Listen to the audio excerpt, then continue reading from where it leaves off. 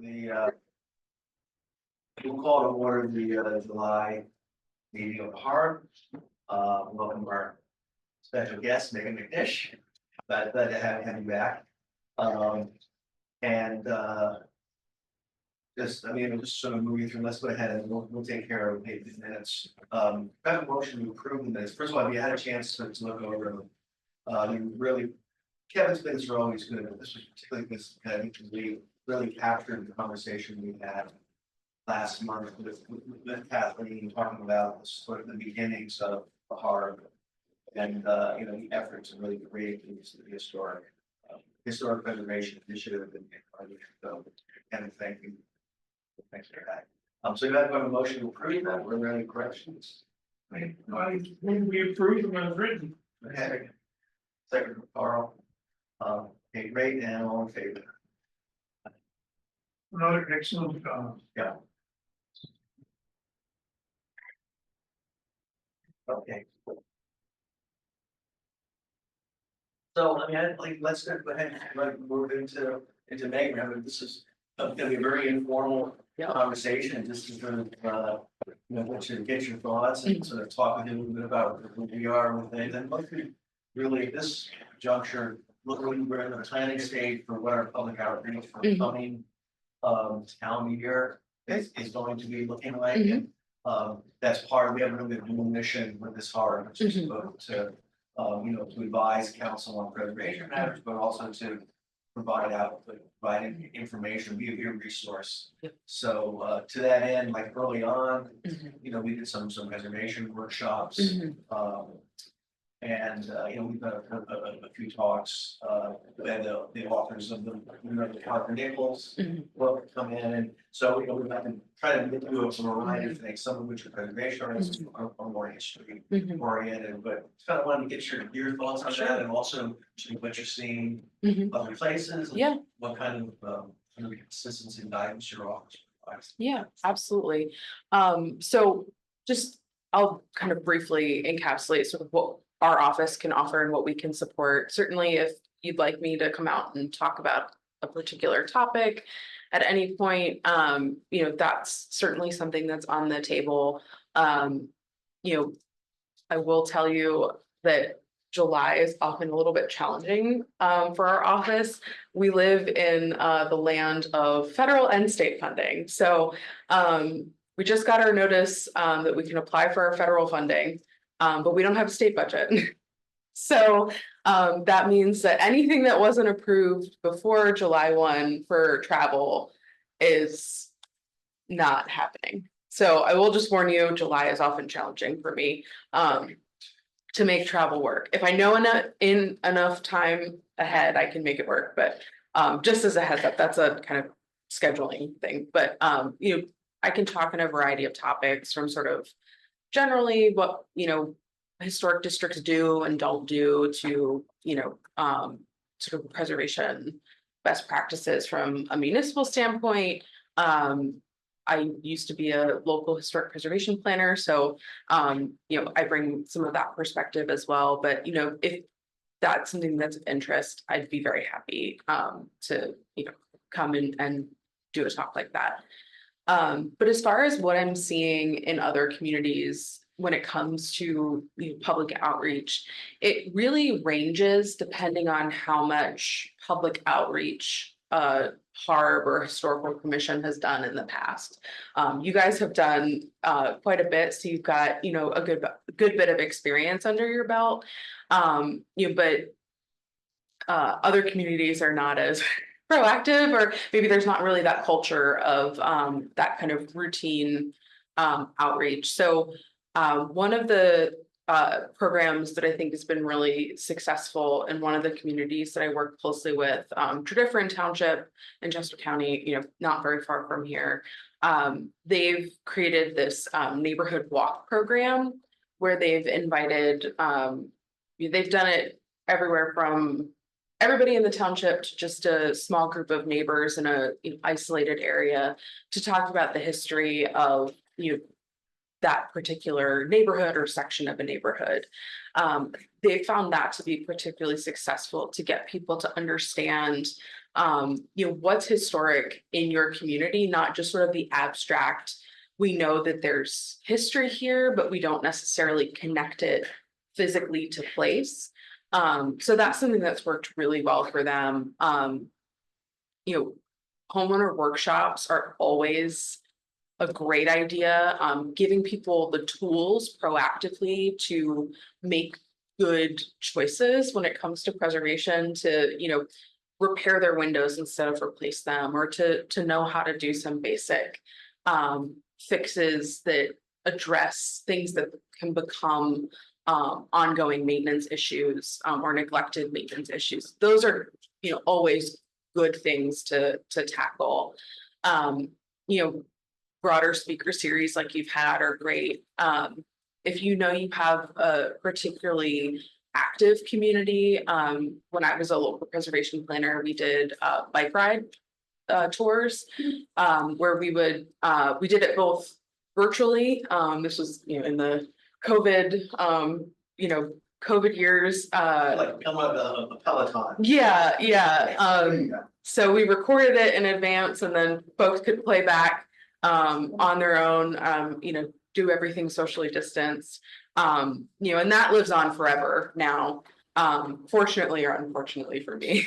Maybe. Was it virtual? Was there also a real bike ride? Yeah, so it started as a real bike ride that, we would take people along with us, bike around the community and stop at various places to tell the folks that had joined us for the bike ride about, things that were of interest.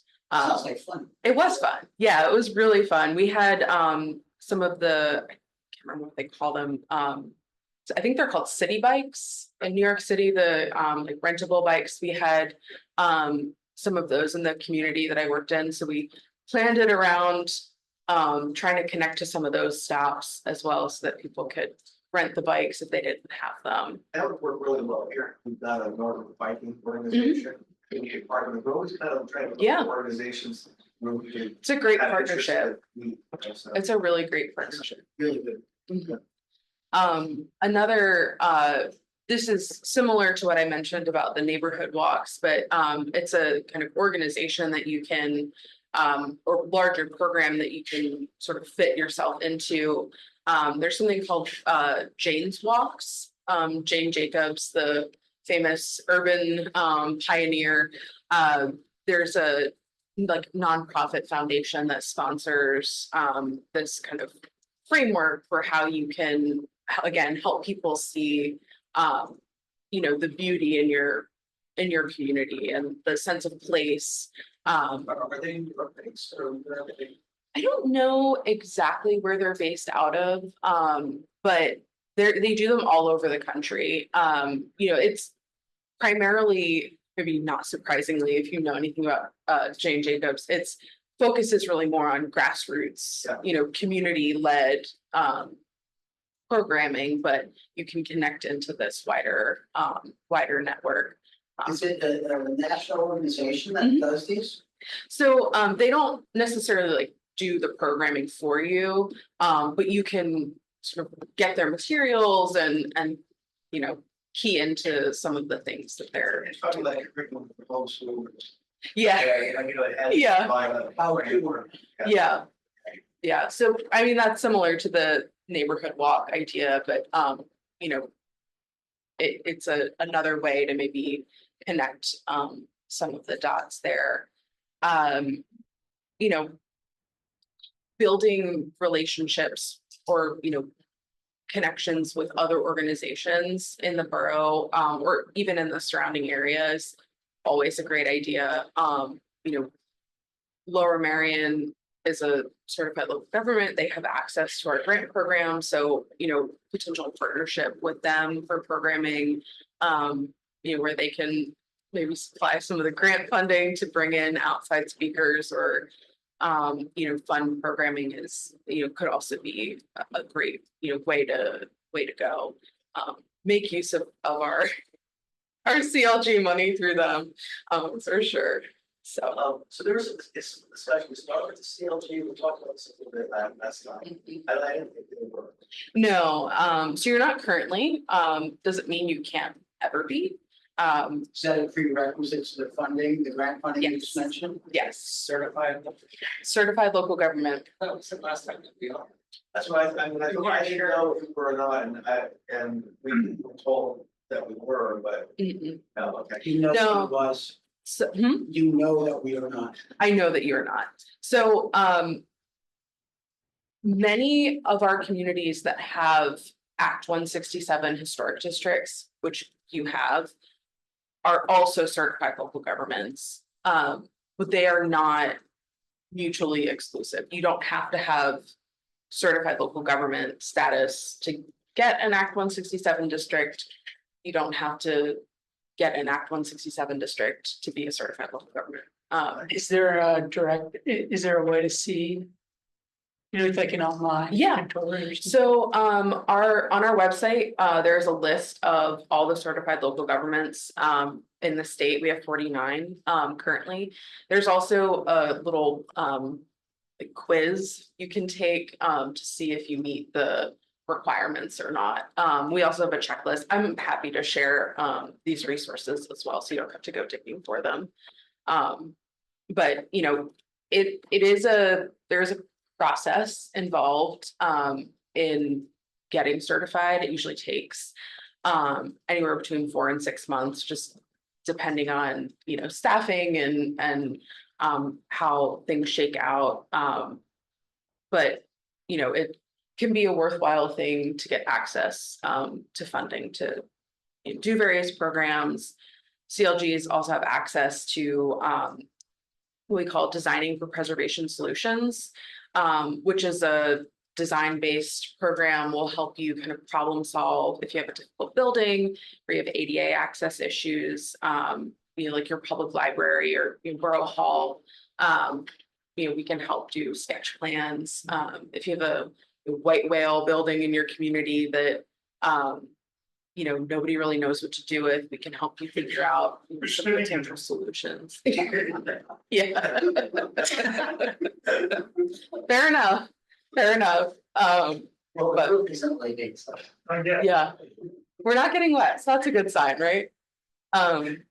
But yeah, so there are a variety of benefits to the CLG program, but the largest is certainly our grant program. Just so you said that was designing for preservation solutions. Correct.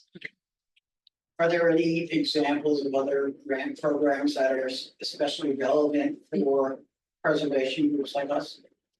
So the other program that I would say you should know about, that with a caveat, is the Keystone Historic Preservation Grant Program. That's also through our office. We have 2 categories of funding, a planning grant and then a construction grant. The planning grant is really for things like National Register nominations, design guidelines, historic resource surveys. The maximum award for that program is $25,000 and it requires a 50% cash match. So if you have a $50,000 project, we can provide up to $25,000. And must be a CLG. No, Oh. this is open to anybody, anybody in the state. The borough can apply as a you know, local government, but other nonprofits in the borough, churches are also eligible applicants. You know, that's a rather unusual thing for many preservation funding sources. So planning and construction. And construction. The construction category has a higher dollar value. It's $100,000 max award, but again, 50% cash match. So And the borough can match Must. if we ask for Yeah. 5 and the borough matched 5. yeah, so if you had, let's say you wanted to do Design guidelines. design guidelines, you know, you could apply to that program to get funded for design guidelines. Okay, The caveat to that is it doesn't fund educational programs. So, you know, it wouldn't necessarily help with your broader public outreach efforts. But, certainly design guidelines can be a useful tool. Yeah, exactly. Didn't Lower Marion qualify for that when they did design guidelines? I think that your office was. Yes, so they use certified local government funding for their design guidelines, but other communities across Pennsylvania have used the Keystone Grant Program to fund design guidelines. Many years ago, the borough of Bath, they're in Northampton County, if I'm remembering correctly, quite a bit further north from us, but they used Keystone funding to support development of design guidelines. More recently, the city of Pittsburgh, which has many historic districts, has used Keystone funding for their design guidelines. So, it's not an uncommon request for that program. And interesting on construction, so somebody who's doing a renovation job on a historic property, it qualifies? Potentially, so the program is limited to nonprofit organizations, colleges and universities also fall under that umbrella. Religious organizations, local governments. Yeah. So it's not really a character like a homeowner Right. per se. Sure, Yeah. public, Yeah. public or nonprofit. Mhm. Yeah, but certainly, if you have, like I said, a church in town that has, leaking roof and they really need a new roof, it can be a great option for them to consider if they need help Well, with we something. have a sort of a underutilized old school building Mhm. that could really stand some good examination. Yeah. Sort of good professional examination. So that seems like it would be, and that's something that the borough could go after, because they're the owners. And, the funding or the deadline for applications is very consistent. It's March 1st every year, or the closest weekday to March 1st. So if that building has not previously been evaluated for National Register eligibility, now is a good time to start thinking about doing that, because National Register eligibility is a prerequisite Oh, okay. for the program. Unlike. So What about, okay, well, you never know. There is an education context for Pennsylvania. So, There's a couple angles they might take on that, in Mhm. terms of like, go the architect route, because Siegel, we designed it. mhm. And so, okay, all right, well, Good that's enough, yeah. definitely a good thing to keep in mind, because we've been in a good position to advocate for that. So, Has the funding towards that program and the programs you're describing in general have been consistent in getting the levels that we're seeking? Yeah, so our Keystone Grant Program is funded through real estate transfer tax. So, it fluctuates a bit year in and year out based on, how much real estate transfer and where the market is. It's state funded, not federal. It's state funded. Yes, it is state funded. But typically there's around $2 million to awards. It's not, it's not a ton of money, but it's not nothing. And it is a fairly competitive program. But the planning grant category is certainly the less competitive of the two categories of that program. Our CLG funding is federal. That does come from our federal appropriation. So we're. I heard talk on how like devastating like the Ohio. Mhm. is, because of the funding. Yeah. Basically laying off like 30%. Yeah. But I mean, different show offs are set up differently, Yeah. funded differently, but Yeah. they got hammered. So I don't know how, I don't know, haven't heard much about sort of how we're doing. here. Yeah. So, our staffing, the vast majority of our historic preservation fund funding goes to staff costs. What size is your staff? So there are 27 of us in total, and we range from, the folks who manage, tax credit program to National Register reviewers to, our folks who, do data management for PA Share, which is our online data management tool to people like me. So, there's we're not a small SHPO by any stretch of the imagination, but we're also not, there's not like, We're a big there's state. tons of us. Yeah, we are a big state. So we cover as much ground as we can. Are you organized regionally? Aren't you? We met the regional person. Didn't she come out? That's me. Oh, you are? Yeah, that's me. I'm sorry. So you came here before? Yes, it's been a while. We were talking, yeah. Yeah. Sorry. That's okay. No, I was brand spanking new when I was here the last time. So you caught me right at the You beginning. have what, like the eastern third of this? Yep. Yeah, I have the 13 easternmost counties. I have the smallest region geographically, but the population is pretty well balanced with the other parts of the All state. buildings are your. Yeah. I like to think that I'm particularly blessed with a really interesting, Yes. region, so.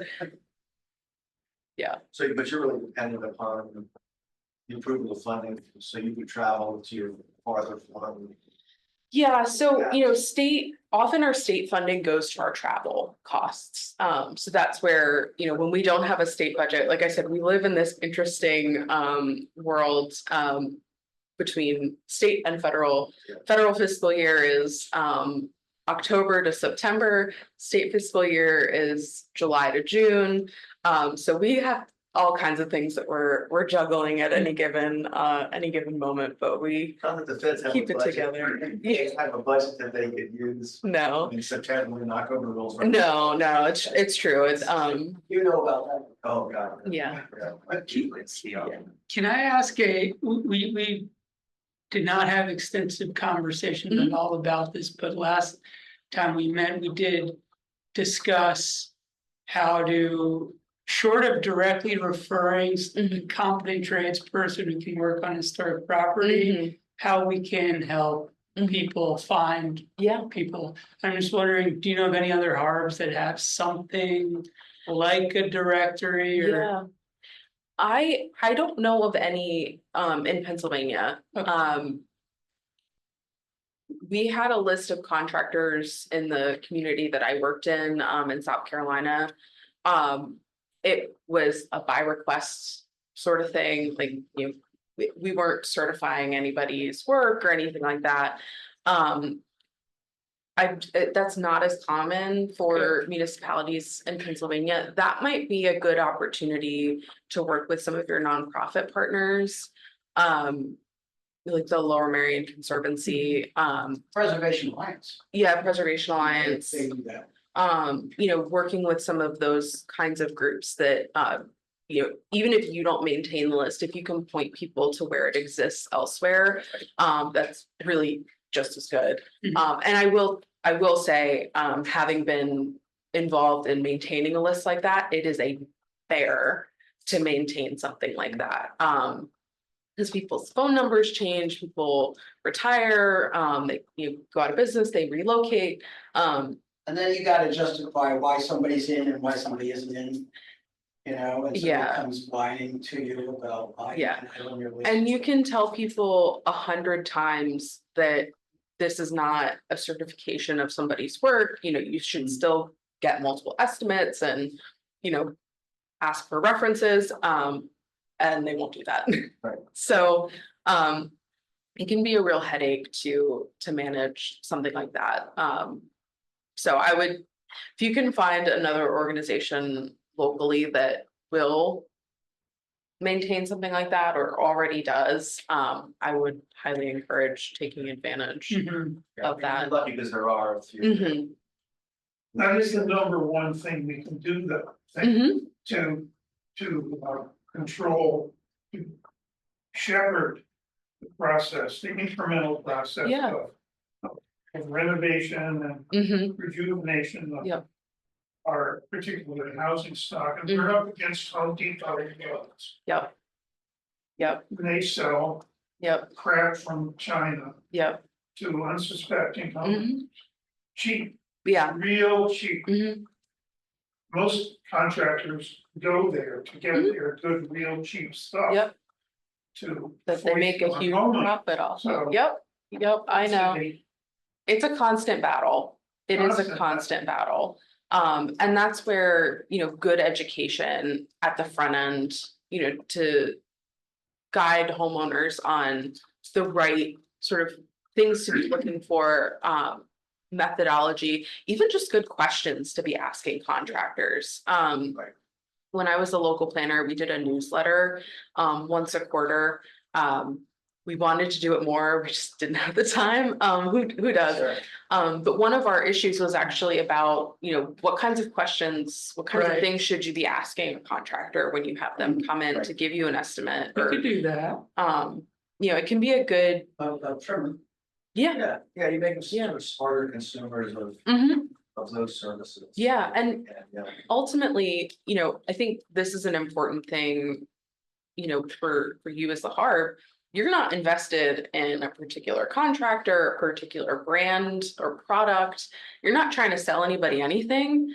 And that, can really give you a lot of credibility when you're making recommendations to people about, here are the things you should ask, or here are the things you should look for. Because ultimately, whether they go with contractor A or contractor B, or they, figure out how to DIY, as long as it's done right, Yeah. from your perspective, who does the work is really irrelevant. when you mentioned something about getting information to people early, the light bulb went off that Kevin is the gatekeeper. Not you, the other Kevin who is not here, who is our zoning officer Yeah, on the HARP here. Virtually here. Oh, you are here, hi Kevin. I can't connect, Kevin, we can hear you. But Okay. your screen right now. Hello, Kevin, I didn't know you were on. So knowing that, all the applications come to us, it's a point of contact where we could conceivably, if we had some materials, just inform all the applicants with whatever it is that we come up with, which is best practices or the Q&A that you're Yeah. suggesting. I'm sure it's out there. yeah, We don't have to invent the stuff, but it's a huge opportunity. yeah. A number of years ago, Cheltenham Township developed these little like trifold brochures.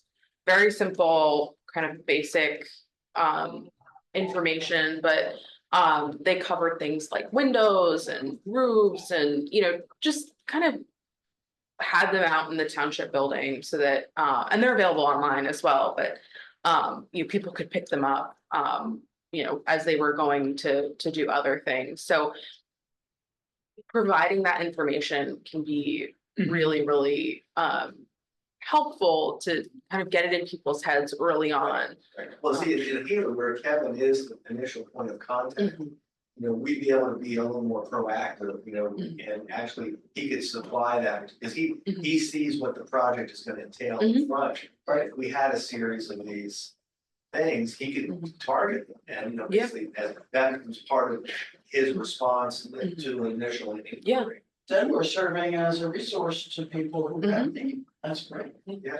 And, another potential partnership for something like that, your local library, getting things like that in your local library as people are coming in with their kids for, various programs or picking up, books on things, having those kinds of resources readily available in a variety of settings, can help you reach different people at different stages. The borough's about to launch a revised website. We've had really kind of a very static website for a long time. So anyway, so they're actually looking for content. Yeah. And so there will be like a HARB place there. Great.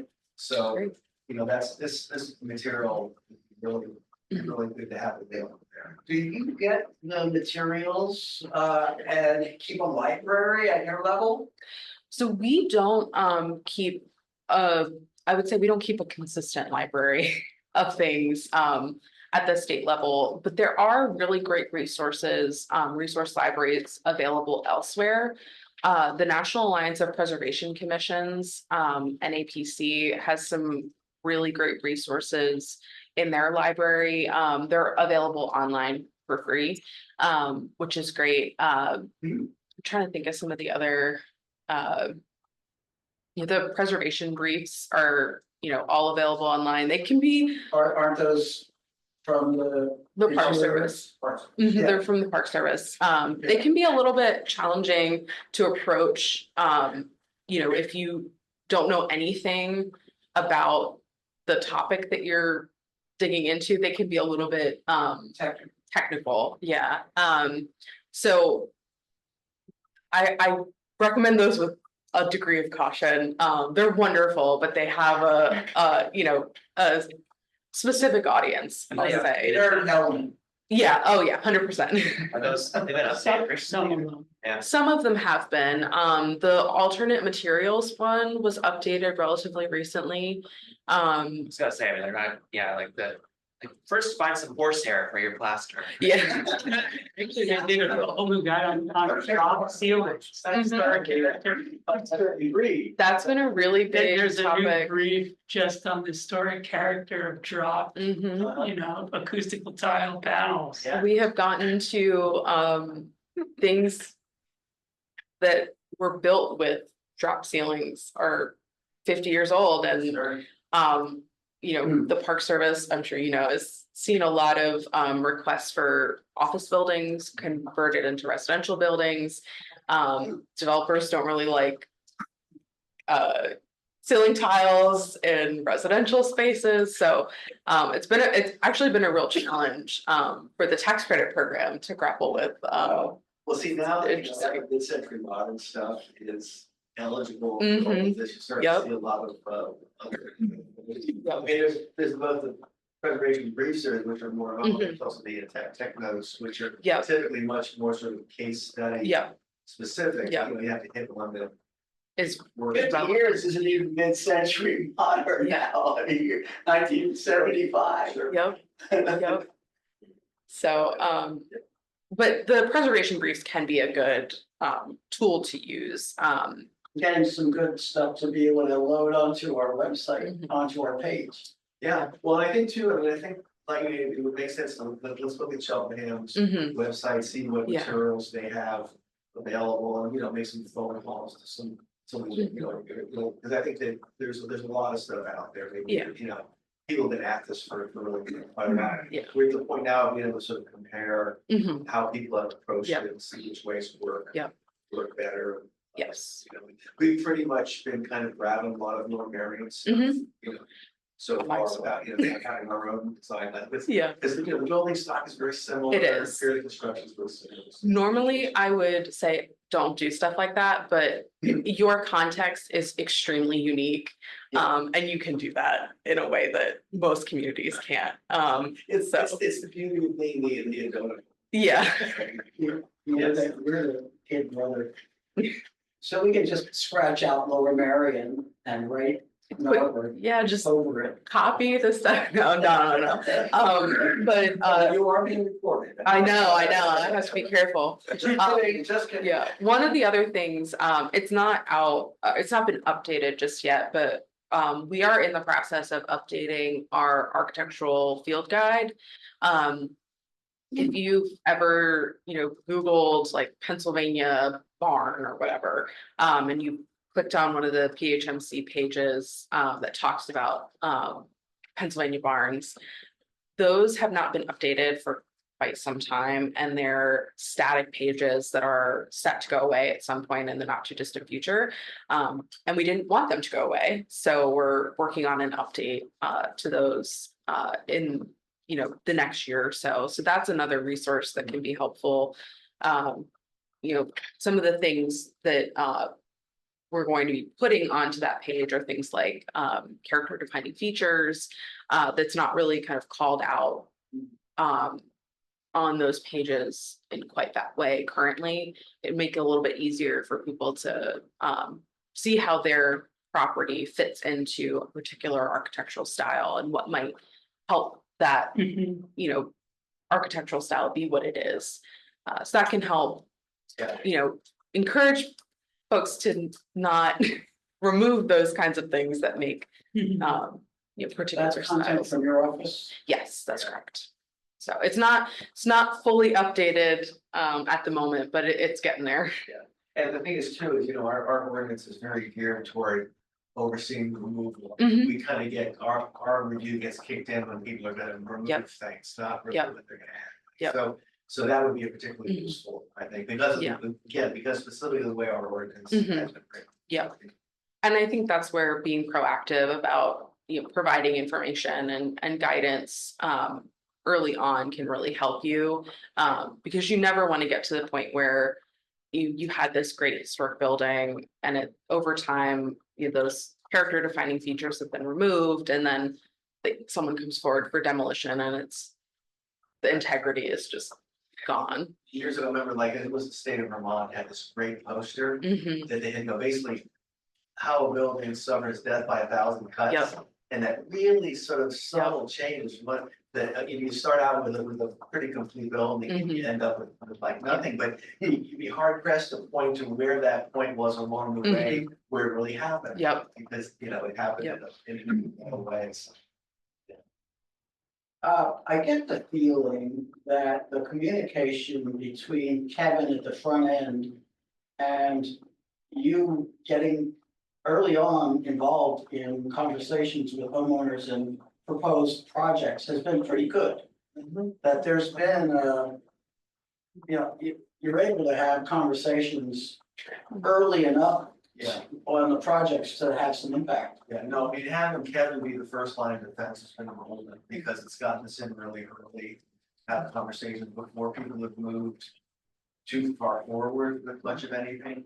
I mean, all they've done is basically purchase the building, which in many, in some cases, that's pretty late in the game. Between purchasing the building Yeah, and cutting a deal with window wizards. right, that's right, sure, Yeah. yeah. That's Well, where you wanna be. I mean, we're kind of moving beyond the point. I mean, there's still people who don't know that the HARB exists. yeah. And that, but not as much as it was. Mhm. People are pretty much clued in now, because we've had a few people purchase properties with the notion that they'll be able to take them down and put up something, and then they have found out that they can't, but we've had a couple of really good successes Great. with those who bring people around. So I mean, Mhm. but I think now that we've been in Mhm. business for a few years, but that's the thing, I think with this outreach is we want to build Mhm. more awareness, so more and more people know that we exist and have resources. That makes The me other- wonder if the real estate community, the people who are selling Mhm. properties are fully aware. Mhm.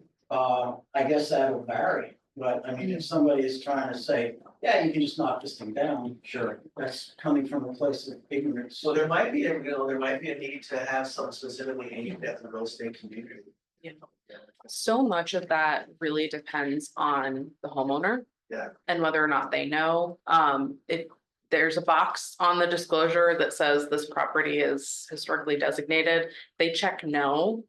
Then a buyer has, they should be doing their due diligence, they should be, checking their zoning and looking into these types of things, but the realtor would also, they look at the disclosure, to But they may or may not know. Yeah. That most of the town is designated as a district. Yeah.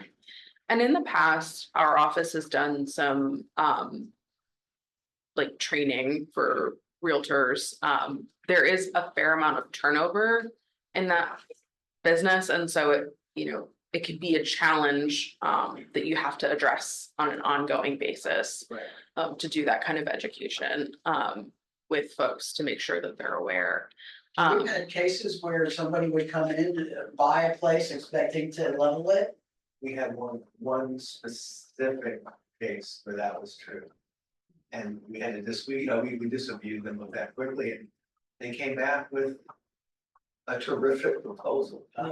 So they, it may have surprised them, but it didn't daunt them, Mhm. which was great, so.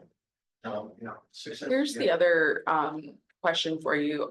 Do you currently allow for like informational sessions with property owners? Yeah, Advertising that can be really, really beneficial. That's, Yeah. put that on our page. you know, getting people in before they've spent a whole lot of money on plans. We've had great success with that. Yeah. So that's a good point. Because we have, you know, the way it's set up is we have, you know, either it's a certificate of appropriateness or it's it may be like no need for us to review it, or it may be there's an advisory review Yeah. required. It's a non-binding review, but that's allowed us to get it early. But then we also encourage people, you know, just come in and Yeah. talk. We're happy, always happy to talk. 'Cause That's if great. you can get in on the conversation early. Yeah. You know, you get a better. And like I said, I mean, you know, you have the benefit of not being affiliated with a particular contractor or brand or anything like that. So, you know, advertising yourselves is a good place to look for advice on, you know, how to manage, you know, historic properties. It's free. Yeah. And it's good, and you know, nobody's trying to sell you anything, that's a rare thing in the world. It must be Ohio Show has a building doctor. Mhm. program that they would periodically, it's almost like Antiques Road, so Yep. bring in your building. Yep. You can have a conversation. So, one thing I wanted to ask you about too was, right, in terms of Act 167, Mhm. we're in the midst of having conversations right now about, you know, what our purview is, what it isn't, what it should be. Yeah. And, you know, there's an internal sort of disconnect between Mhm. our map, Mhm. which specifically calls out pre-1945 projects, Mhm. and our ordinance, which doesn't talk about that at all. And I know that, and Kathleen mentioned this when she was here last time, is that, you know, this was sort of she characterized it as an experimental pilot program within the Commonwealth. And I know that, you know, she's had some conversations with the chair of the borough. I think you probably have had conversations with them also. And we're trying to get better clarity on sort of how to proceed and sort of what exactly we are. Yeah. And because, I mean, I'm coming at this from experience with a much more traditional National Register district, Mhm. which has, you know, a period of significance. Yep. Yep. And it seems like Narberth is much more, it's not as fully described, and actually one of these, Kathleen Sherman was also, but it's their Narberth Heritage Action Plan, Mhm. which she and Corey put together Yeah. in 2019. Mhm. And so that was really interesting. I mean, she sent it to us, and I resent it the other day, so I mean, everyone had a chance to read it, hopefully. But it really it's a very broad brush. It really talks about, you know, not specifics of buildings, but more the sort of an overall character, and that's. So I wanted to see sort of how that squares, and also, I mean, a concern that we have is how we are, is there an issue with sort of legally defending? I mean, we don't have, you know, we are only advisory to Borough Council. But, you know, I wanted to have us be on as firm a ground as possible. Yeah. In terms of being able to, sort of speak to people and Yeah. speak with some kind of authority. Mhm. So I mean, are there other districts that are like ours? I mean, we're a half a square mile. We're very easy to manage. You know what I mean, so, Yeah. what's your take on all that? That's a really interesting question. In some ways, that's that sort of fluid definition of a period of significance, or lack of firm definition of period of significance, is something that we saw a lot in the very early days of Act 167.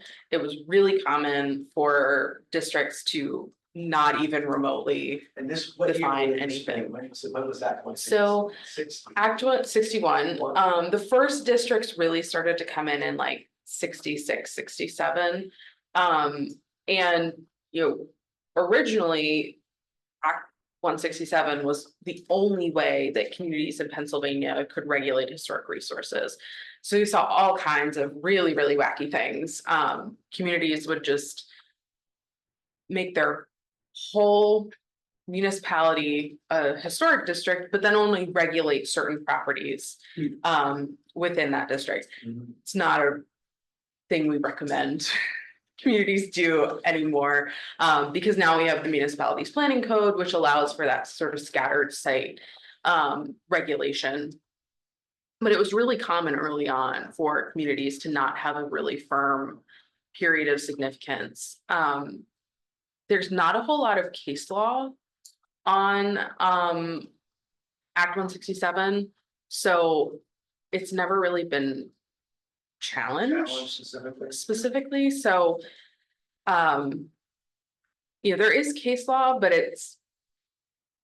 it doesn't, to my recollection, doesn't necessarily address that issue specifically. I would say in general, and I have to put the caveat there that I'm not a lawyer, this is not legal advice. But my experience with legal defensibility for preservation ordinances generally is that having a period of significance can help create a level of defensibility, but so can a strong significance statement. So if your significance statement talks about, the development of the borough and key sort of periods in that development, that might be sufficient. Okay, so that's really what Kathleen and Lori Yeah. does Yeah. here is talk about the sort of sweep and how different Yeah. elements fit into that sort of Yeah. broad sweep of Mhm. development over Yeah. time. Can I add one quick? Sure. It would seem to be if the emphasis is on broad sweep and transformation, Mhm. it would not be prudent to call out specific buildings within that statement. I would say that in general, unless they are like absolute Mhm. landmark, they define a period, then in general, keeping that statement focused on the sort of evolution over time, development over time is probably more prudent. And We don't have great buildings in Arlington. We don't have National Historic Landmark buildings, so. you have a we have this wonderful project. collection. Yeah, exactly. A wonderful collection, and Right. don't discount that, because many communities do not have that. They've lost it over time. We saw the fabric, basically. Yeah, I mean, Yeah. there are many communities in my region of Pennsylvania alone that have regrets about not doing something sooner to protect their historic resources, because they've lost so much that nothing holds together anymore. There's no there, if you will. And so, protecting that collection that you have is very worthy in its own right. Very few communities have large collections of National Historic Landmarks or National Historic Landmark worthy buildings. So don't feel like, oh, we just have, this, we just have that. Right. Yeah. We don't have any until we do have plans, and that, I'm kind of thinking about, this is where they sort of hand in hand with the planning commission, Adam's the chair of our planning commission. Mhm. And I think there's sort of this sort of natural synergy between these organizations that we both, in many ways struggle with trying to deal with new development and quality. I mean, this is really about, I think, trying to affect the best quality of what happens here in terms of change and being able to manage that and really, how do you go about achieving that sort of, the best quality that we can get, have the borough be really proactive that way. And so, we have this a lot in common with those two functions. We were kind of created out of the planning commission in a large way. But that, I think, really is one, it's a good thing, that, your larger sort of planning efforts are working together and not against one another. But also, ultimately, one of my, favorite things to highlight for communities is ultimately historic preservation is a way to manage change. It's a planning tool. Does that mean nothing can ever happen here, that, nothing ever will happen? It just means that you have a minute to pause and to, think about things before, the wrecking ball comes. It's a way of having professional bodies. Yep. Both planning commission and us, who bring expertise to the council. Yep. And that's really what our primary, Yep. we have experts, we have two people who are PhD architecture Mhm. historians, we've got somebody with broad experience in real estate, Mhm. two practicing architects who Yep. work with historic preservation, Yep. a planner, I mean, we've Mhm. got, we've A got wealth of the knowledge. professional knowledge that the borough needs, so Yep. it's just a case of, we want to be in the best position to be able to advise them, Mhm. because they don't know, it's not, they Yeah. depend upon Yeah. expertise that's Nobody outside can of know us, everything, right? So so. it's good to have people who do have that knowledge, to be available to provide it. You mentioned scattered sites. Yeah. And what's the nature of that when it comes to districts as opposed to on a basis of other qualifying criteria? So typically, scattered sites are, we see it more often in larger townships. Less so it happens in boroughs, but it's, more common in areas where there's a lot of, space between significant historic resources. Communities approach that in a variety of ways. Some of them, develop criteria. Some of them develop really simple frameworks. It really just depends on the community. That mechanism for preservation ordinances is a little bit different than Act 167. It's just a different piece of enabling legislation. It relies on the same foundation as like your zoning code. So it's through what's called the municipalities planning code. So it enables larger planning efforts as well as this avenue for preservation. It is also can be used in conjunction with historic districts for things like incentives. Zoning incentives are really great benefit to provide property owners when they have designated properties. Things like setback relief, or I think you have form-based code, correct? So it's a little bit different in your sense. What kind of incentives could there be when you're talking about preservation? I think of incentives as for new construction, like additional density or height. Yeah. So, you can allow for additional lot coverage, reduced parking With an requirements. addition, maybe? Yeah, with an addition, often incentives are geared towards like commercial buildings. Again, reduced parking requirements for reuse of a historic commercial building can be extremely beneficial.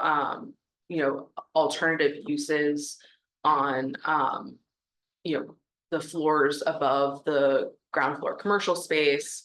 So there are a variety of approaches you can take with incentives. It really depends on the community and what you're ultimately trying to encourage, versus deter.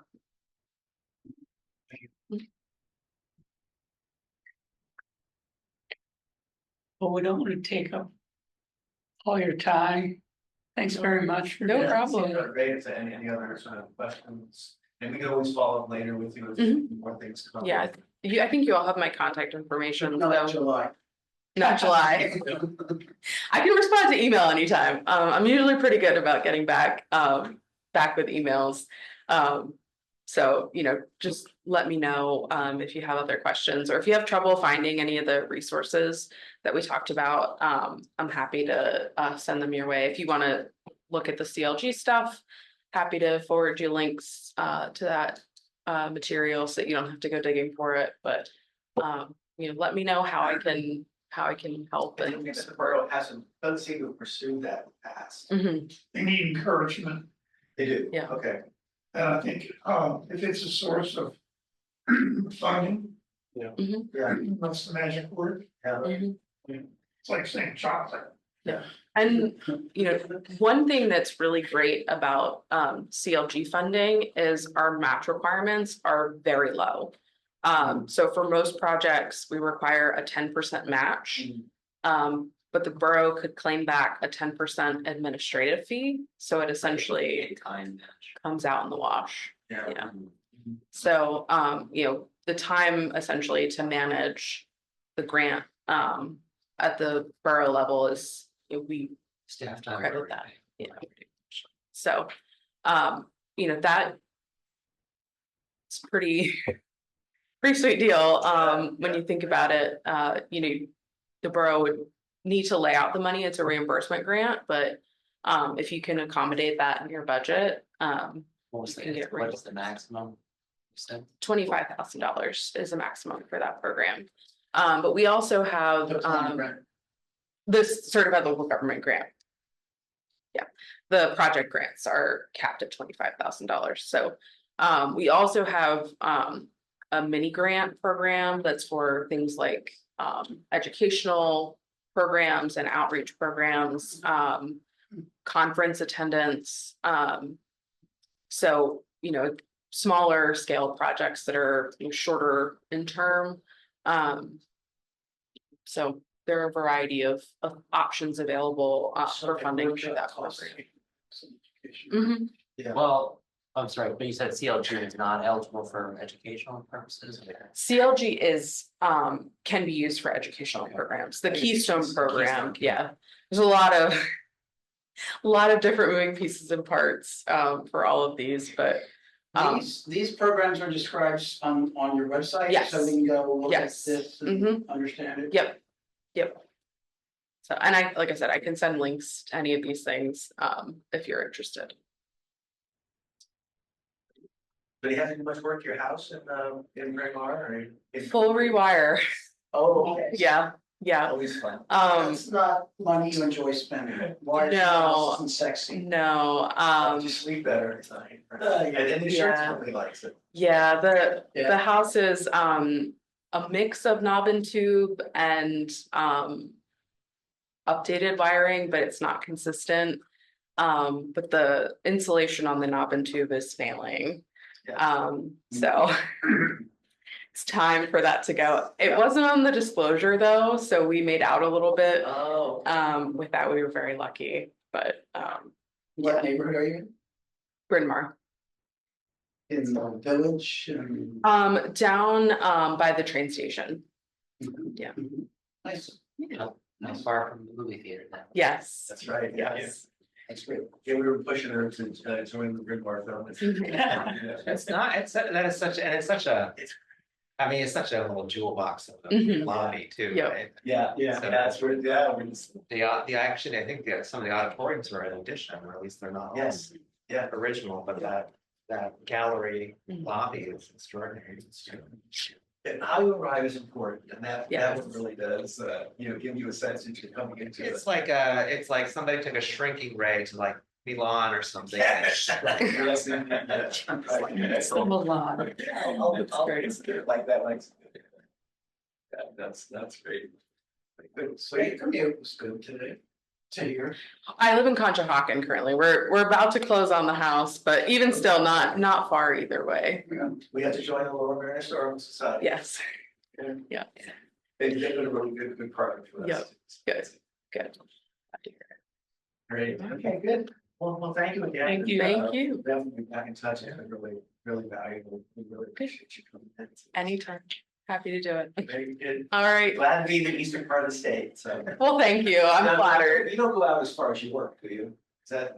I go, so my region is kind of and has an odd shape. I have all the collar counties, Berks, Schuylkill, Carbon, Monroe, Pike, Wayne, Northampton, Right. so, Okay. Northampton, yes, but not Lehigh. not Lehigh. Oh. Actually, no, I do have Lehigh. It's in the Lehigh Valley. Yeah, I'm having a brain fart. Yeah, so that's a good chunk of the state, so not Scranton, Wilkes-Barre. but- Yeah, not Scranton. I don't have Lackawanna County. That's my colleague in the central region, but my colleague in the west has 46 counties. Wow. So I don't have nearly that many counties, but certainly a large population in the collar counties alone. Yeah. So, Well, Keeps things lively. It keeps me busy and that's all I can really ask for. So, Thanks again. thank you so much. Thank you.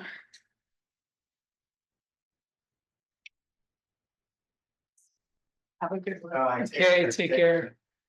Bye-bye.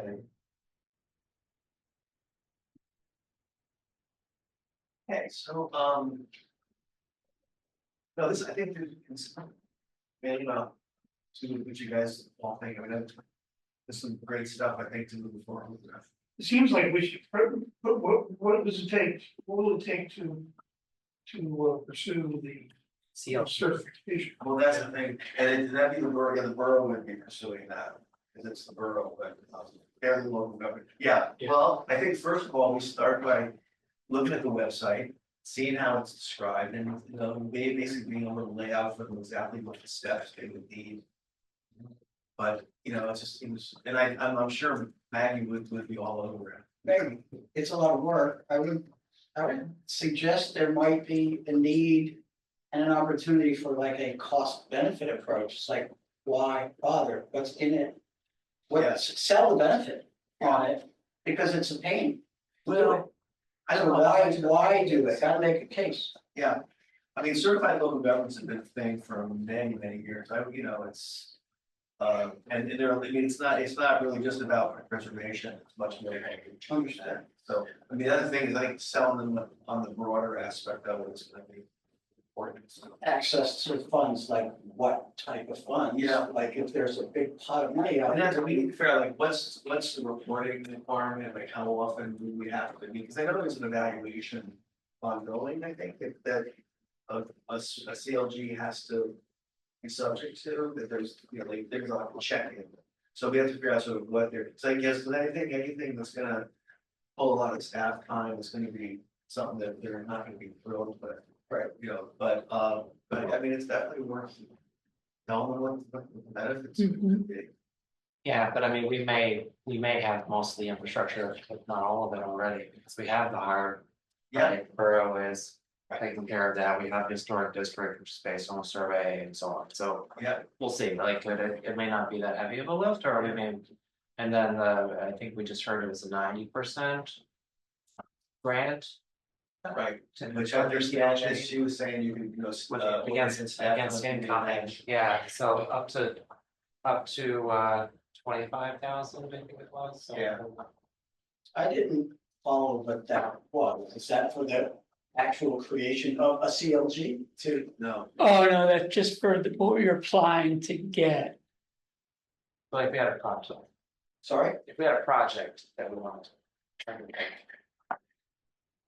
Like, but it's really about funding in a broad sense, it's not really, it's preservation, but only let's see what else, right, yeah, CLG, municipalities formally partnered with federal and state governments, which we have already, right? To enhance historic preservation efforts at the local level, yeah. The partnership has been established by the Preservation Act of 1966, so. Yeah, so I think, I mean, they've already, I mean, the hard part's done already. Actually. But isn't the CLG much broader than just our specific realm here? It's across the entire borough government.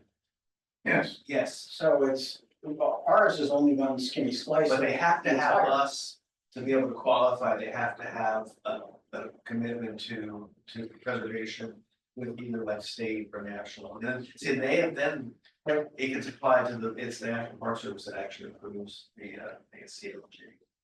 So. Okay. CLG could, gained access to technical assistance, training opportunities and grant funding from state and federal governments. So, yeah, so it opens the door. More stuff. so how to proceed. It's good, definitely, we could also just ask people involved in Lower Merion nearby, what do we have to do, just ask. And I think Ray Pritchard, we can add. Yeah, I think, sure, we could get someone in Yeah. to talk to us about how to become a CLG. Sure. Yeah. Okay, good. No, I think that's, I can give Greg a call if that would be useful. I can give him a buzz through this week and kind of see what anybody knows about when they did it and how they did it. And so what does that look like? I think, my gut feeling is if we can circle up to the borough on the platter, we'll be okay. Then it's just a case of whether or not the mechanism for approval of it at the federal level still exists and is in place. And that's kind of the unknown thing that would happen.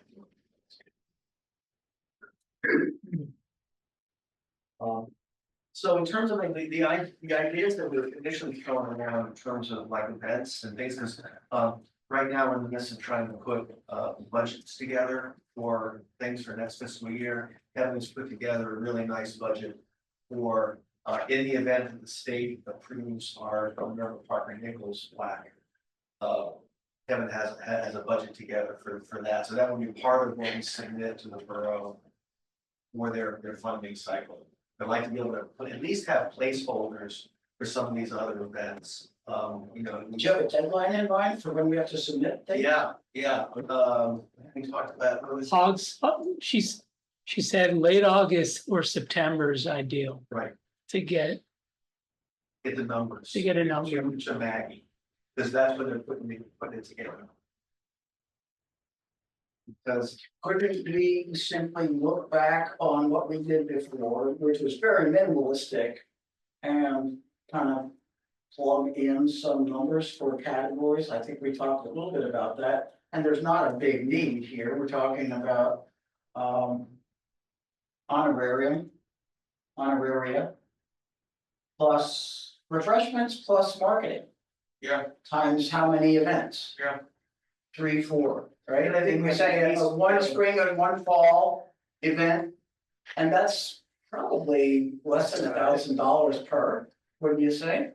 Or probably, yeah. it's $500 per. Right? That's what's been, yeah, in other areas where in other things we've done, we've shared with other organizations too, Yeah, so. there wasn't a lot of money involved. I mean, No. there's no rent. We didn't even do refreshments, I don't think. But.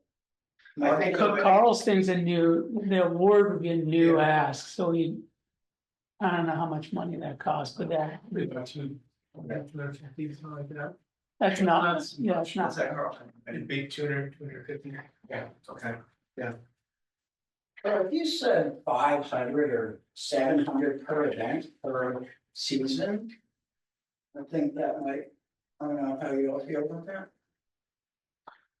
I think we have to have some specificity. I mean, even if we do some of the variation, we have some sort of what the events are gonna be. I mean, I think we have to at least thought through that. I mean, it's like, it's the Minerva Parker Nichols things are, but in terms of, I think they need to have like a little bit. Topic. Yeah, somewhat. And I was just kind of thinking some of the, I mean, we talked last time about having another series of repair workshops.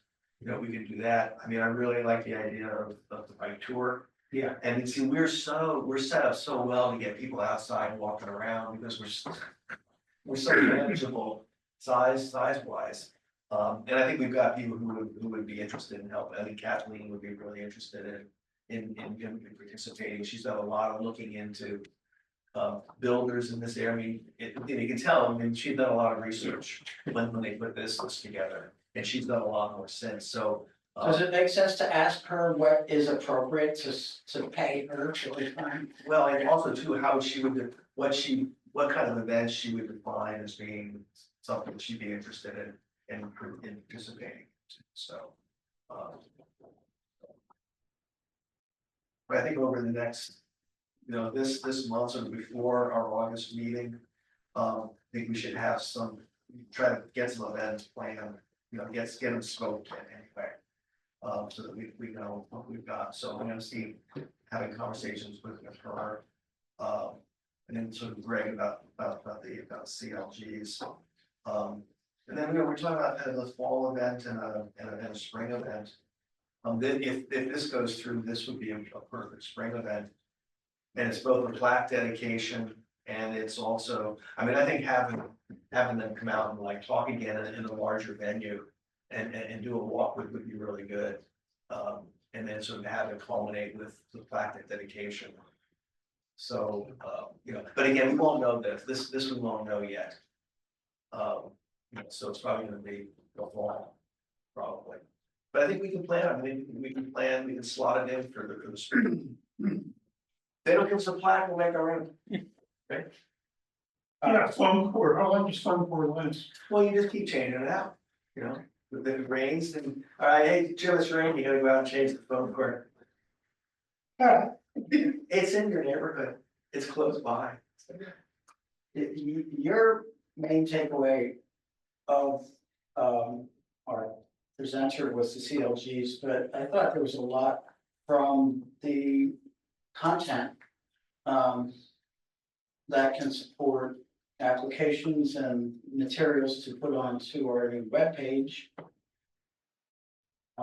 She mentioned a lot of good information, and I think that's prime time now for us to consider taking a stab at the content that we could put on our site. And, be more of a resource and make it more visible. Agreed. I mean, I can definitely reach out to Cheltenham to try to get that trifold, just so we have a model. Don't reinvent the wheel. Right.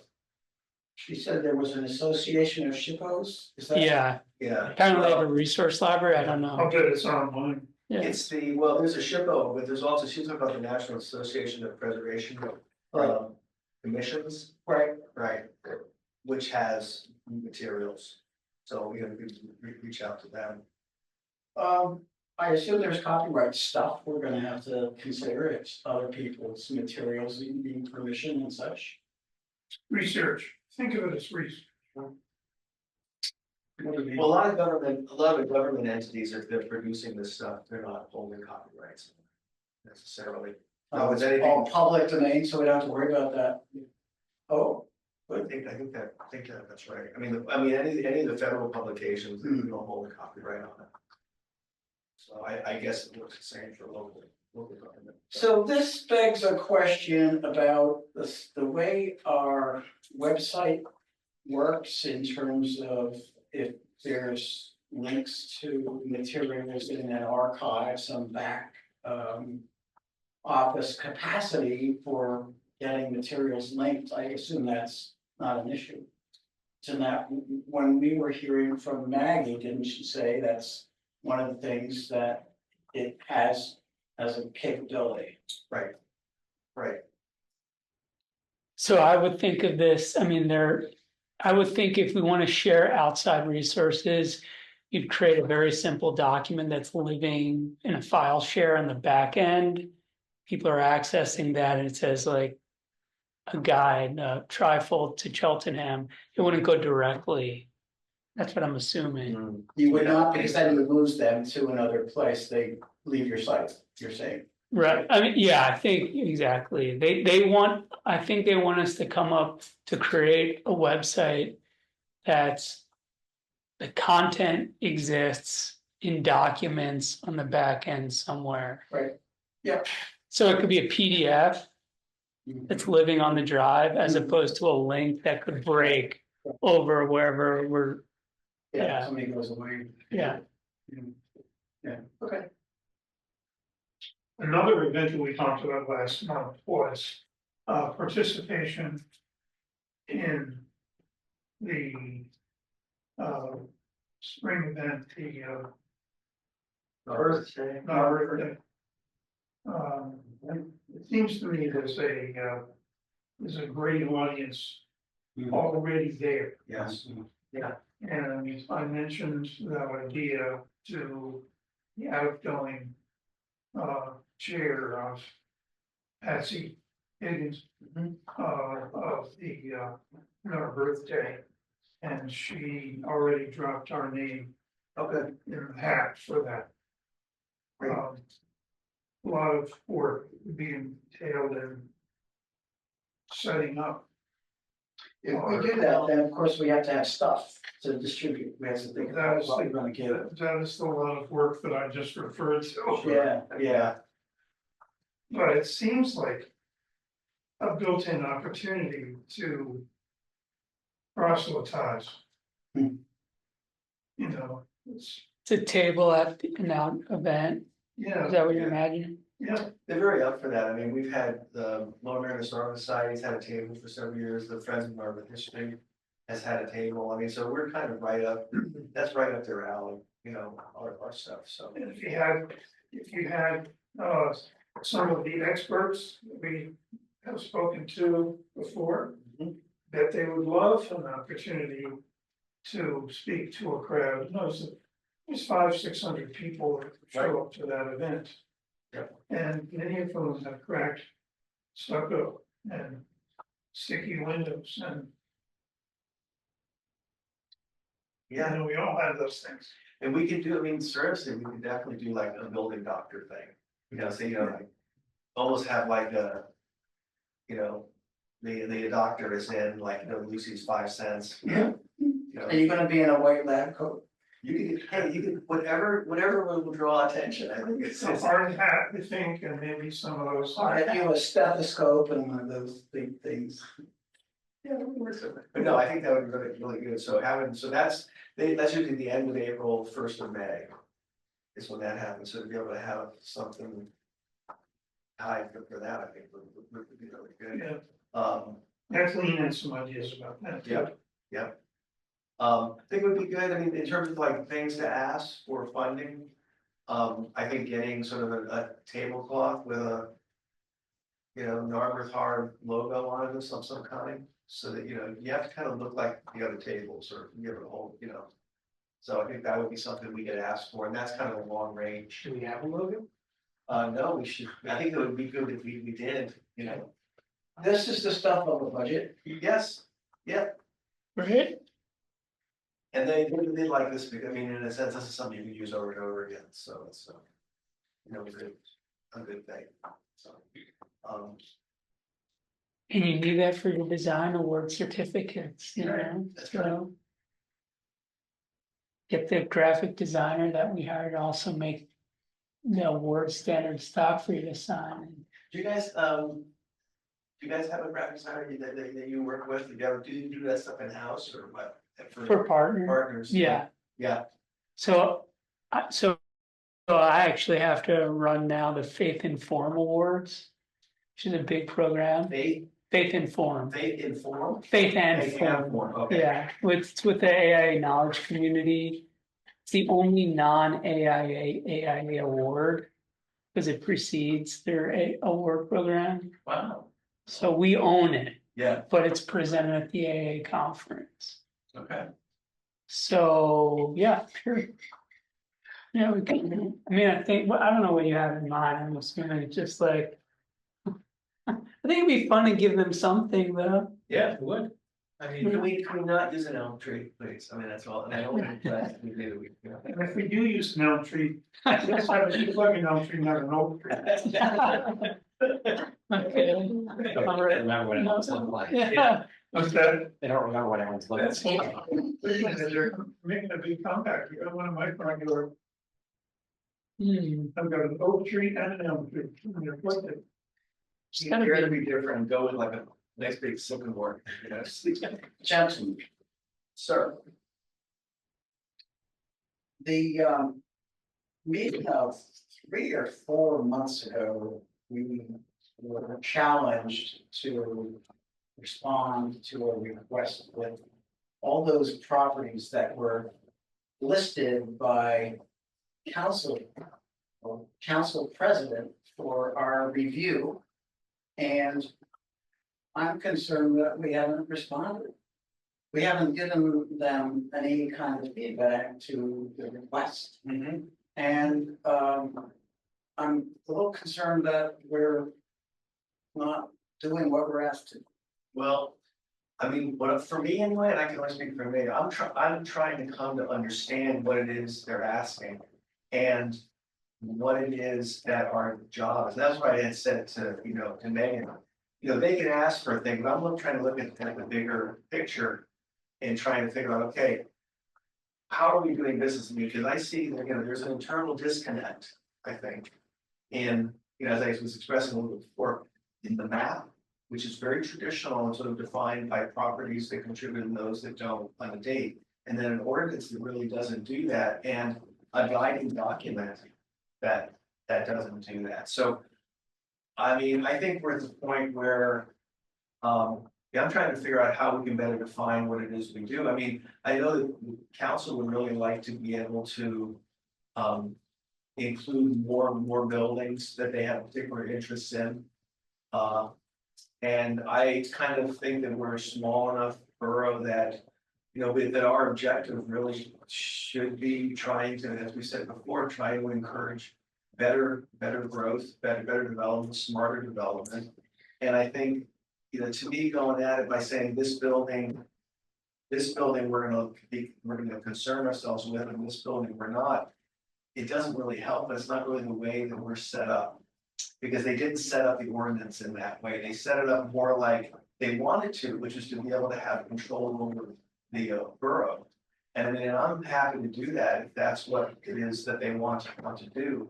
But I'm trying to figure out how to get these we in. got to respond to was about eliminating properties. Right, The commercial buildings that Fred, I believe, and I don't know about others, or if it was his own, I think a lot of it was his own thinking, it was, yeah, was to actually remove them. right, And that's, and you're referencing the expansion. I'm referring to specifically his request to remove properties, mostly commercial buildings on Montgomery Avenue, and we didn't respond. I think we need to. Yeah, he gave us a specific request, okay, and we didn't respond. okay, Well, in fairness, I think we've had guests come in the last 2 meetings. You couldn't say we're not doing our due diligence. We definitely understand. We're doing that. They didn't know we were a CLG or not. There's no understanding really, I think, of what the historic district entailed. And especially what I got clarity today with, you know, the Act 167 as opposed to the model of the National Register, which seems like it does not really apply. So I hear you, but I also think that we couldn't be accused of not taking it seriously because we've brought people in who know more than we. We're doing our homework. I Yeah. understand that. A lot of these conversations are so that we can have a better informed approach to the task. I just want to make sure from my perspective is that we're moving towards answering the question that was posed of us. well, I think it's also what I'm leaning to in this is that I think we're within our rights and responsibilities to be able to say, let's look at the question you're asking. Yeah. And maybe it's not, maybe we don't think it's the right question, because, and what I would kind of keep reiterating is the fact that we're an advisory group. We're not, you know, we're not hard and fast, everything we do is at the pleasure of council. Anything we say, any advice we give to them, they can do whatever it is they want. We were asked for recommendations. All right, and this, all right, what I'm saying is, this is making me more and more think we shouldn't be removing things, because if we're not gonna be specific building oriented and are gonna be doing a qualitative thing, and that map really is part of the sort of a building qualitative way of looking at the district. And if our district really isn't about sort of buildings, qualitative individual buildings, the notion of pulling specific properties out, to me, it doesn't make that much sense, because what you really want to do is you really want to be able to make sure that sort of good things happen design wise in the borough. And the first way you have that is being able to, at any point possible, be able to advise council on things. So I personally don't want to remove our ability to advise council on things. And that particular group of buildings is very, very dicey. Because if you look at that group of buildings, I looked at them just again the other day. Some have been modified, some of them have not been modified at all. So it depends on what's the objective. If the objective is to try to create parcels where there will be no friction or no comment, I can really feel like we can be doing that, because even within a qualitative buildings, we have buildings there that are completely there. They're completely intact. They haven't been modified within that row, while others have. So we're discussing Montgomery Avenue. yeah. So I mean, look, I mean, you can make an argument about it, but I think there's also the counter argument that Montgomery, like. There are twin houses, right, single family homes. A few of them remaining on Montgomery Avenue, which have many of them been converted to commercial use. Right. As retail. You know, that the number of residences that are just residences is very small at this point, right? And the Montgomery Avenue, when it was first developed, had residential properties, including in, you know, Bala, Kinwood and so on. And a lot of that has been superseded by commercial. And that is the predominant land use today. I think from a planning perspective, the challenge is how to transition from the previous commercial era to the next commercial era, right? So like and how to create both a really attractive gateway to the community, since Montgomery Avenue is kind of the front door from that side of town, right? As well as like commercial vibrancy, right? To have our tax base be strong, pay for municipal services. So I don't know that personally that like, I think the ship may have sailed on whether it's a residential street anymore, right? It's not. The blocks behind Montgomery Avenue are residential, so the key design issue seems to be how to successfully zip together the commercial strip with the residential area, right? So for a smooth. But I love the fact that you're taking it from a planning perspective, and that's how I understand it. And we're really such a minor, we can maybe weigh in on that Well, see, transformation. How do you participate, you know, how do you ensure that, and this is something I know, I think the planning commission you guys have dealt with too, is how to be able to have a meaningful role in the conversation with the borough. And that was an issue on Haverford Avenue, clearly would be an issue on Montgomery Avenue as well.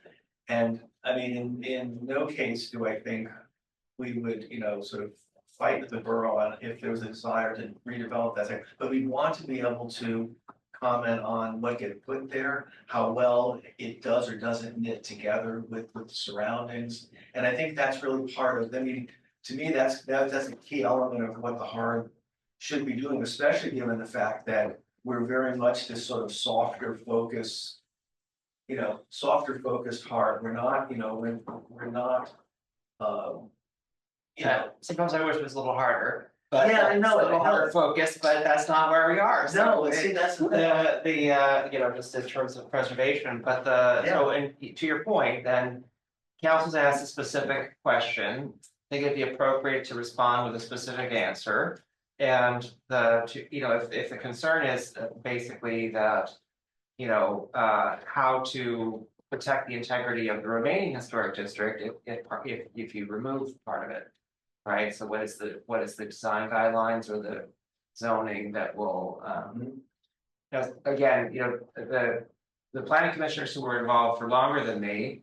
My understanding is the zoning essentially was intended to contemplate having a buffer, if you will, between the commercial property and the first house on the block behind. So there already is some consideration of that in the form-based code to some degree. You know, anyway. well, I mean, I think, you know, to me, to be able to at least look at things and to be able to at least consider things is important.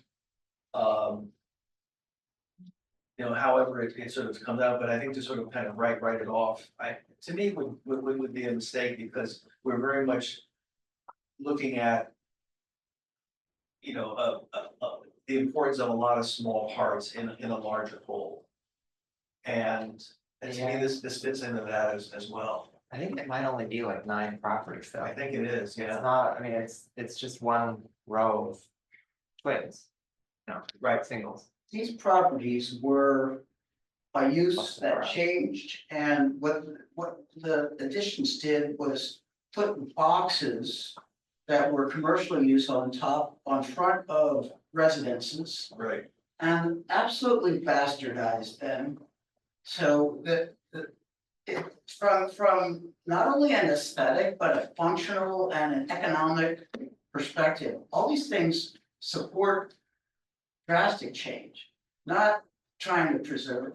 I feel that preservation of these things is just wrong. It's just not appropriate. What we need is change. We need to encourage But we, as much as possible for these things to go away. okay, For them to don't you go wanna away. have, don't you wanna have a role, don't you wanna have, be part of that conversation? In terms of what gets put there, That how, is what, the how, what gets put Purview there. of zoning and planning. No, not entirely. Yeah. I think it's our purview too. I frankly think that the more encouragement and incentivization as possible is what's needed, not regulation. It needs to be, the regulation needs to be minimized and the incentivization needs to be maximized if you want change. If you don't want change, then regulate the heck out of it. Well, but don't you want to be able to manage change though? Yeah, Who That's gets all to zoning. decide? I mean, you know, zoning. zoning. And planning. Yeah, Planning. let's look at recent efforts. Okay, well, but I think, okay, look, you know, the most recent building constructed on Montgomery Avenue. That's new, that's redevelopment is the Albrecht's site. Mhm, It seems successful to me. yeah, And, you know, there, anyway, and that was a commercial structure, the greenhouse, you know, sales house that was there. You know, it was a utilitarian commercial, the site, you know, had been part of the Albrecht's nursery. And then just worth as a sidebar, the original, like the older, more classical nursery building, right, is across the street, not in Northbrook, and it's still there. It's a doctor's office and a pet, like an animal. You could argue it was a successfully done renovation. That's an adaptive reuse that seems to, it's kept the facade and so on, and so, anyway, the redevelopment of Albrecht has been reasonably successful. And you know, if you really look at the remaining single family homes that are been converted into businesses, right? So first of all, in order to actually redevelop, you would actually need to probably acquire multiple parcels if you don't already own them, because each parcel is too small to redevelop. Yes. And they're all too shallow. Yeah, well, the lots are, I think, measured. What was the other, I mean, that office building was put up in what, probably the seventies, the one that's up on stilts, you know? Yeah, And that right. wasn't very deep either, was it? There's parking behind it. Yeah. Had an office in there for a long time. Okay, Yeah. yeah, Yeah, you can, I mean, you could acquire behind those houses. yeah, But I mean, basically what I'm getting at is like what we want to probably not do is another ground floor parking. I don't think we allow that anymore.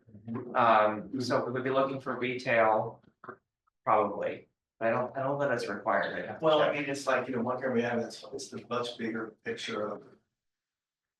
That whole street needs to be rethought, and we need to do it in conjunction. So there, we have a grant. Sure. Yeah, there's a Yeah. grant, the township has a grant and we're a participant for traffic and that or transportation study. Right. For the entirety of Montgomery Avenue through the township. I'm not sure that I'll be successful. My argument has been that for Narberth, what we'd like is a design for Montgomery Avenue that is focused on increasing its pedestrian Yeah. safety and character and fostering the commercial activity and redevelopment, right? So I don't know that these properties that are listed as historic are good candidates to be redeveloped in the sense that I'm not sure that anyone's going to do it. But if they were, what we'd be looking for would be essentially a pedestrian oriented commercial building or housing above a commercial building, or possibly even just housing, like apartment buildings. But you know, maintaining the same street wall, basically built on the same line as the houses are now, right? Maintaining that street wall edge and In other words, not honoring the boxes on the front. the boxes at the front actually are more or less in line with the commercial buildings now. Right. The boxes on the front are, many of them are enclosed porches. Right. Yeah, there is some encroachment. I mean, basically, the original zoning probably had a 25-foot setback or something from the curb or whatever it was. And so all the buildings are built to that line anyway. Mhm. You know, it's plus or minus a few feet. So, and then, you know, some of them have parking in front, Mhm. that, you know, Pizza place. Only the one that was built in defiance of planning committee's recommendation, Which one's that? the one that's unoccupied right The now. pizza place, The one where where the pizza place was? No, it's not, it's next door, Oh, and it's empty. because It's never had a tenant. there was the one that Sun Valley Pizza used to be in, Yeah, that and it's never had a tenant since they rehabbed it. That's right, and it's been here. Yeah, and that there may be, I mean, I don't know what the real estate market's looking for, but I mean, it is possible that there's demand for medical office or things like that more. I mean, that is like one of the primary tendencies in that zone. I mean, there's some fitness, you know, here's places. the medical office too. Yes, and the challenge is parking. For what it's worth, that's 840 Montgomery Avenue.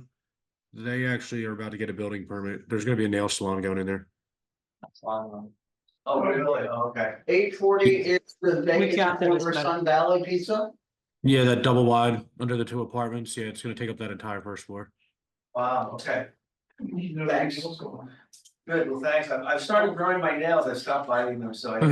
And then we also have 814 Montgomery Avenue, obviously, which is right up the street next to the gas station.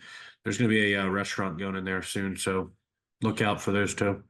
Oh, 814. What, so in the It's a really small little rectangular building. I think it used to be like that bookstore, like the Amazon type of, they sold books or something like that, or office supplies.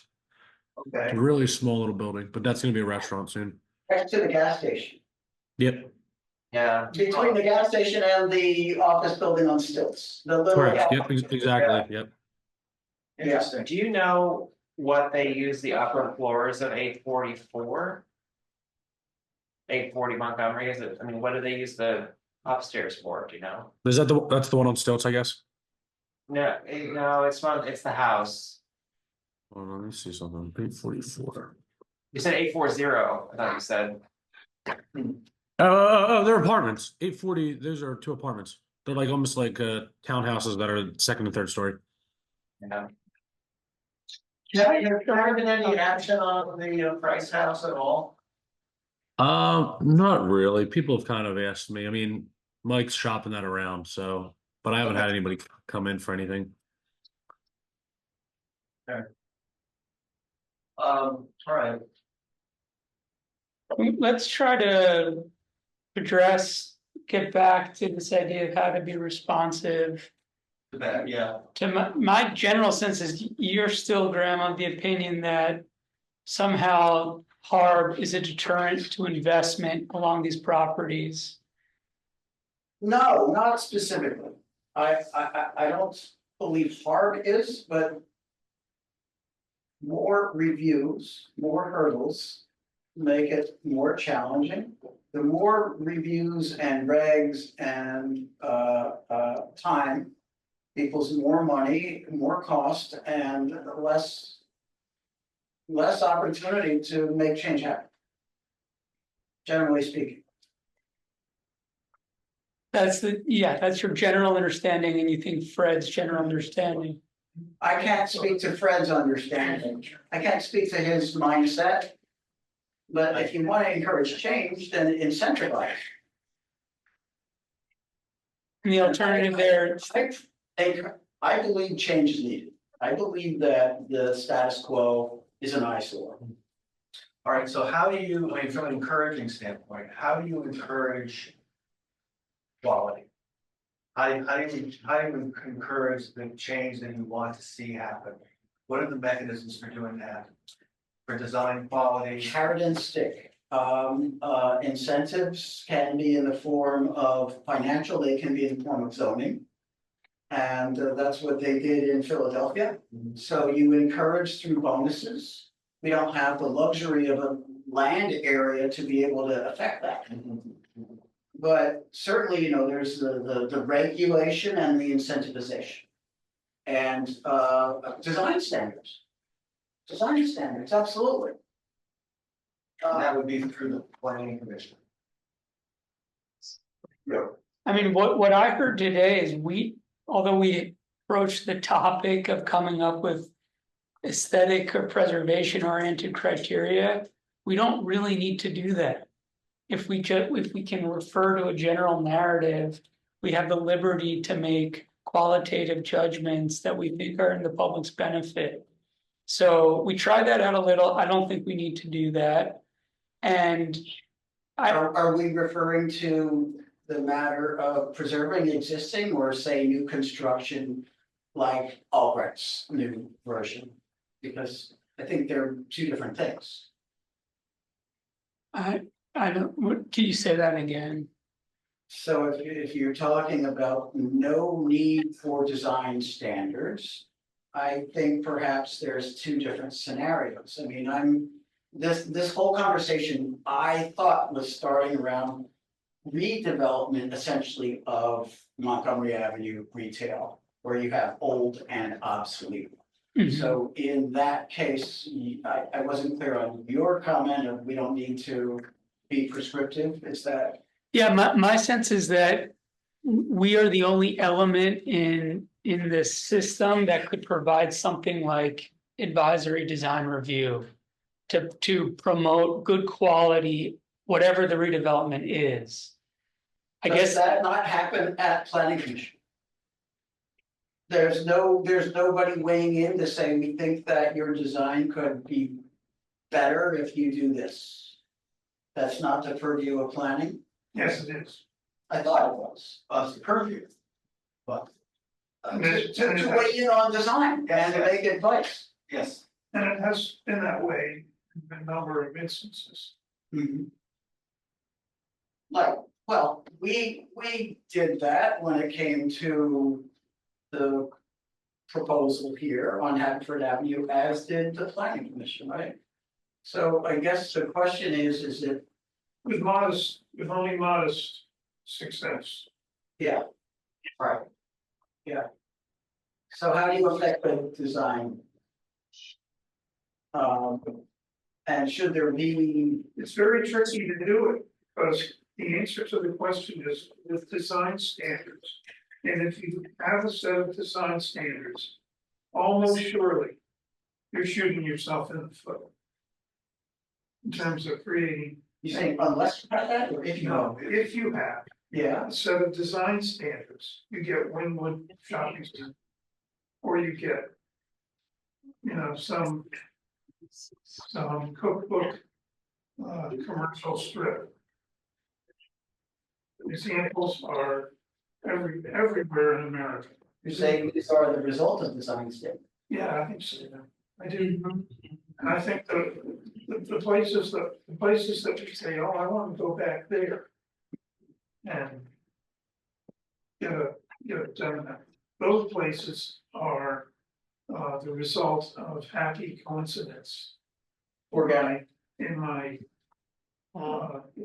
experience now of more years than I care to enumerate. I think we're underestimating the combination of talent and luck. That's like It's mostly luck. talent that's luck, It's right? mostly, yeah, I just find this deterrent argument to be kind of a boogeyman, like I don't really think we're preventing anyone from investing in the assembly of all these lots. I think it's just difficult and not worth anyone's while, but we're not the reason no one's investing in. No, I never suggested. we're just a borough, we're just a body that has the ability to advise the council. That's all we are, I think you give us too much credit for being more powerful by It's seeing not us as a being question an of power, obstacle. but it is a question of process time. And the more layers of review, the more you're sending a message to somebody that it's difficult to affect your project. yeah, Well, I think you're So also it's, saying, how many times do you have to come back to a I meeting? think you're How also many saying. hours of architectural design review do you have to spend? To meet, and how much coordination between multiple entities of review? Yeah, Because if you're bouncing between several different review groups, it's painful. yeah. Well, I also think that, you know, if you're dealing with that, you're also dealing with a borough that cares about how it looks and about what gets built there. And I mean, it sends that message too. So. My message would be, bring it. Let's get some change, let's redevelop, Well, we've reinvest. seen, all right, but, okay, we've seen. You know, we now have downtown, we now have a property owner who owns a very large part of the downtown, and there's not a lot going on.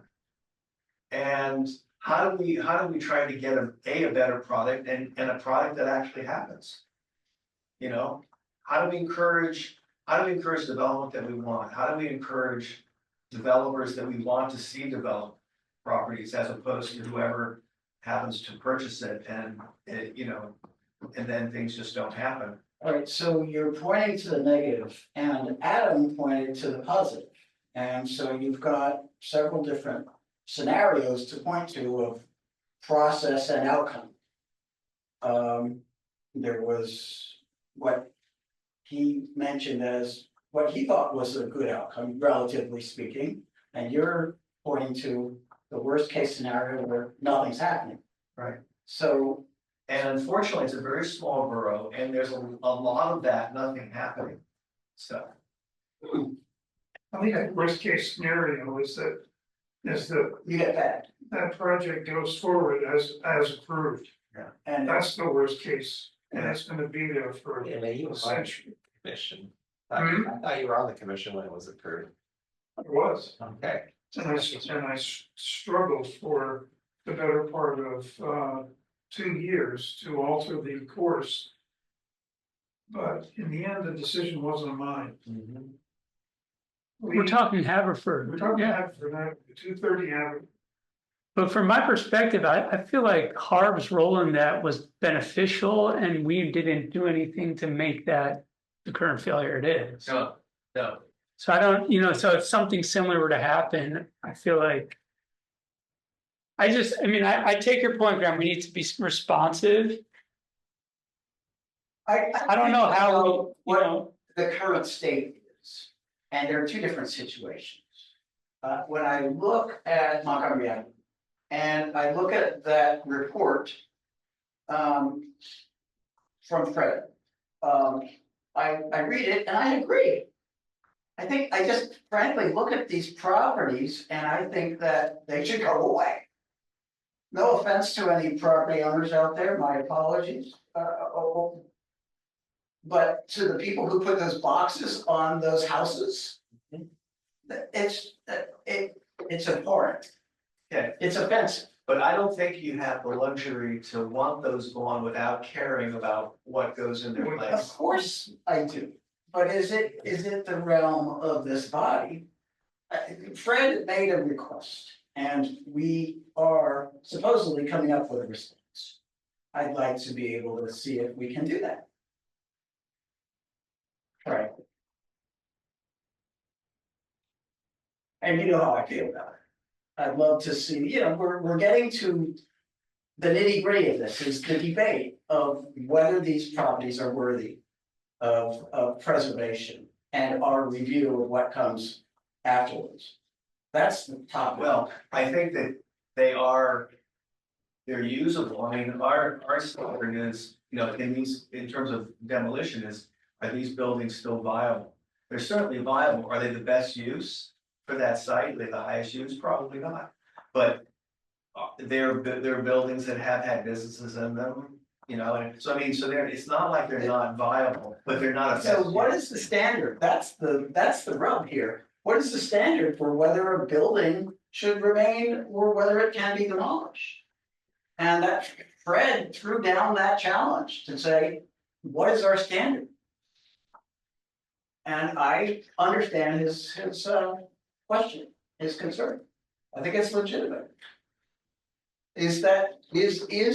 Are they worthy of preservation?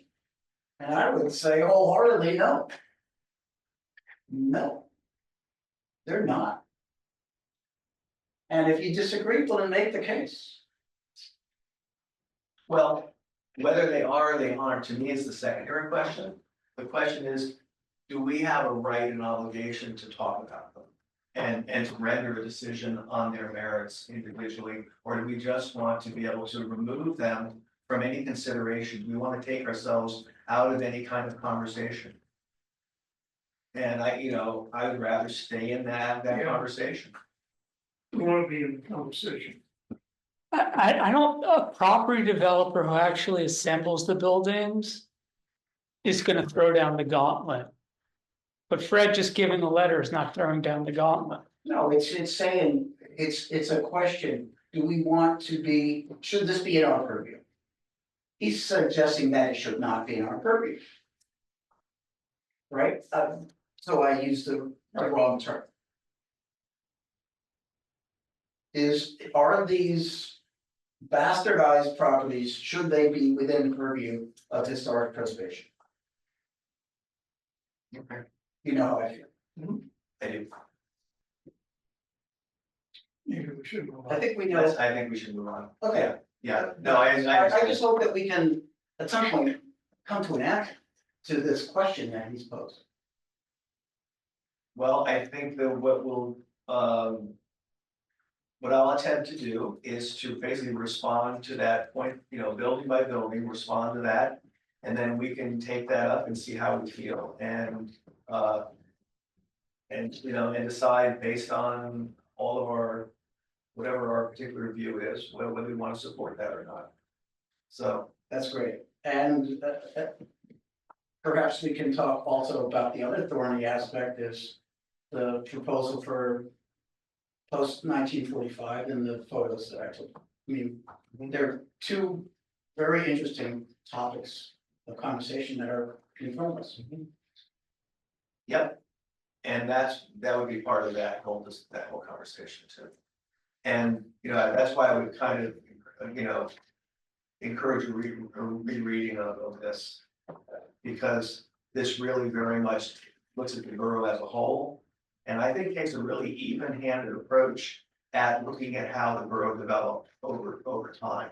And to me, that was a really useful way of looking at that, because it talks about broad patterns of development. And it talks about a development that continues past the end of World War II. So, to me, this it made me feel better about including later buildings, because it's the borough and it's the character and the scale of the borough that we're really trying to advise on. And again, we're advising council. We're not regulated. We're not, all we're doing is saying, this is what we think. Council can do whatever it wants. And I keep coming back to that, because I think it's a really important point. We are advisory. So. May I suggest then that we try to come up with an official response within the next couple of meetings? I think we owe it to. Oh, yeah. But I think we had to kind of come to an understanding of really a better understanding of what the ordinance is, and also what our role within that is, because we do have an internal conflict between the map and the ordinance itself. So Okay. before I was coming down on the map being correct, now I'm coming down on, I think, the ordinance and the thought behind the ordinance is more correct than the map is. So. Anyway, it's just. Should there be any communication to council? To Fred to let him know where we are? Well, he and I have been going back and forth, the last several days. Okay, We had planned to have a conversation this afternoon. He wasn't able to join in. He okay, had a talk before. I was gonna fill him in. good to know. So, yeah, so we will be having a conversation about that. And I said, is there anything in particular you'd like me to tell the HARB tonight? And he said, just do what you want to do. Just have your conversation. I said, all right. So anyway, but no, I mean, think it's an interesting question, but again. I'm hesitant, I think it's, to me, the way our ordinance is set up and the way that sort of soft focus on the ordinance, it really is looking at a broad community and it's looking at community of parents in general. It's not a case of sort of championing individual buildings because, you know, we have a collection of buildings that are very straightforward. They're the buildings that we have and I think it'd be hard pressed to sort of have a quality, you know, be able to take a qualitative stab at why something is worthy and something else isn't, beyond, you know, the obvious things of something that's trash. I think there's another guiding document that we could look at, and that is our master plan. And I haven't done that, but when it comes to the redevelopment of, or the next generation, whatever you want to call it, of Montgomery Avenue, that's a perspective that we should consider. And this was done in tandem, that whole, like, this whole heritage action plan was feeding into the master plan, wasn't that? They were done sort of simultaneously, I think. Wasn't the master planning and then heritage plan? I don't know. Right, so the study of Montgomery Avenue, everything doing, talking to what that could, should be, are all relevant. Sure. Okay, anything else? Anybody else? Jim? We should adjourn. I'm happy to do that. Would you like to move the? I would adjourn. Okay, with a second. Good. All right, we're adjourned. Are we off the line? Have a good night, everyone. Good night. See ya. Good night, Kevin.